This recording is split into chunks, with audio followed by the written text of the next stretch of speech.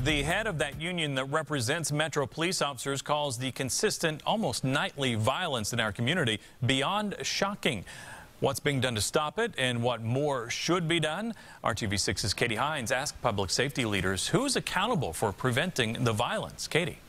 Todd, the president of the union and Metro Police Chief agree part of the accountability comes down to the community. They say we all need to stand up and say enough is enough. And when people have information, they need to give it to police. IMPD Chief Rick Height says part of the recent violence is a residual effect from his officers' work to dismantle 2 gangs in the city in the last 2 weeks. Height estimates officers have removed $7 million worth of cash and drugs from the streets and made dozens of arrests. He says his department knows what it needs to do in terms of policing, but he says officers need the community's cooperation.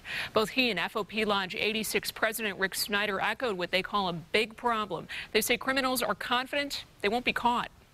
We've got to change that. At some point in time, we need to start coming together and us as neighborhoods and residents saying that they are going to empower and support their police officers to take these streets back. It comes down to personal morality and understand community values. What do we value? Who do we value? When we have a 10-year-old shot, the eldest member of our community shot by members of the community, some living in our neighborhoods, what are we going to do about that?